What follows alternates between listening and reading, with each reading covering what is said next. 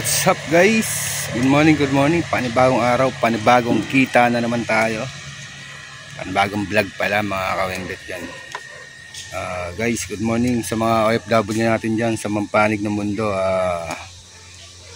Magandang araw, magandang gabi sa inyong lahat dyan. Sana na lagi kayo nasa mabuting kalagayan. Ingat-ingat po kayo lagi dyan. At sa mga unique viewers natin, silent viewers, mega shoutout po sa inyong lahat mga kawengdet dyan. So ang topic natin ngayon guys, kung paano technique para dumami ang customer at hindi mawala ang customer natin sa tubigan, sa water station. Yan ang papakita natin sa inyo mamaya. Alright, so abang-abang lang mga kawengdet. Alright, so guys, uwi muna tayo guys. Ay, sinamahan tayo ng pakaramdam. Kaya na guys, sumulog tayo, papahinga muna tayo saglit. Babalik din tayo mamaya doon. Ito naman yung tuhod ko tsaka paa. Para ako nahanap natin guys.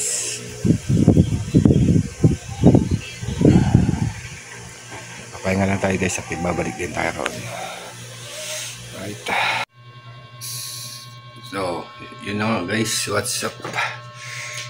Hindi na ako nakabalik doon sa tubigan, sa water station, gawa nung talagang sumama paramdam ko. Kagigising ko lang hapon na guys, kawengdet yan. Talagang hindi ko kinaya. Bigla na lang, kasalukuyan nagbablog ako kanina, bigla na lang sumakat yung tuhod ko pa, diretso. At pinilit ko naman kanya lang, parang tumaas yung temperature ko, parang nilagnat ako. Yun nga, daoy ko sa bahay, yun, parang patang-pata, wala naman akong ginawa. Tapos yun, tumaas temperature ko, nilagnat ako. Kaya yung topic na gawin ko sana, hindi ko na nagawa. Grabe. Sabi guys, di ko alam kung itong sakit na to.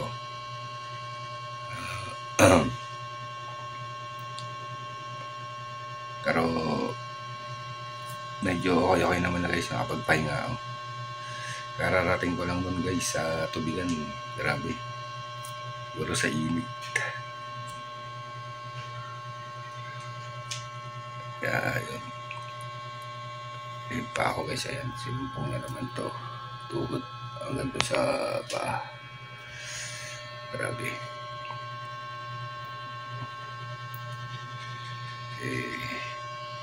Kaya minabuti ko na umuwi. Kaya ang topic sana na gagawin ko na pag-uusapan, wala na. Dito na lang, topic na lang dito sa bahay, sa sakit ko. Guys, para akong naupos na kandila.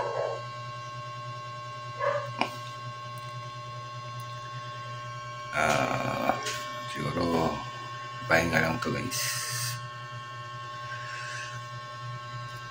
Pero subukan ulit natin magpa-check up ulit kung ano to. Gastos na naman mga kawengdet, pero okay lang. Diling siya muna tayo ng pampa-check up para mapatingnan natin kung ba't ganun. Halos mag-iisang buwan na guys, hindi pa ganong nakakalakad, paika-ika pa lang, pero hindi na ako nagtutungkod. Yan, tapos bigla akong dalagdatin pag sumakit. Grabe, hindi ko matiis yung sakit, parang nanunuot sa buto.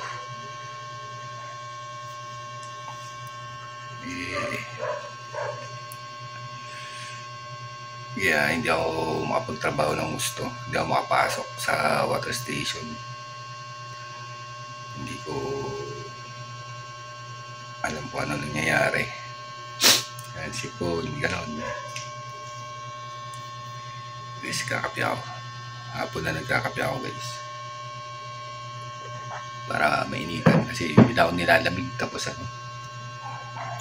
pag sumumpong yung sakit ng tuhod ko pa, may ininom naman akong gamot guys. Madami ako iniinom na gamot, reseta ng doktor. Maintenance na rin ang pagpababa ng uric acid. Kasi pag sumumpong talaga guys, wala, ayan, hindi ko maiunat. Yan at masakit. Napakasakit guys. Mga kawengdet yan, napakasakit. Grabe. Okay guys, papakita ko sa inyo.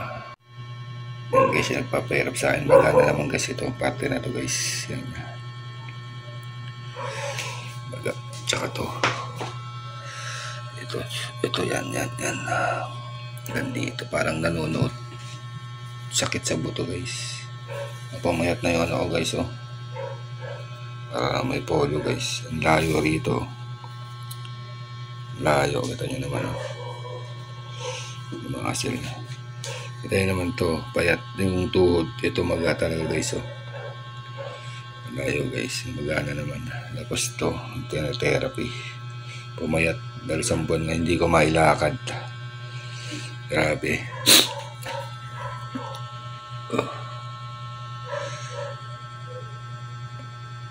Yan guys, kita nyo. Yan. Talaga pag sumakit yan, para ako lalag natin nataas ang temperature ko. So, kinailangan ko umuwi kanina. Talaga kinaya, mga kawengdet. Mag-alas 6 na, pero wala pa yung tubigan. Wala pa rin yung motor ko. Nandun pa. Kasi piniram ko muna yung motor ko ron.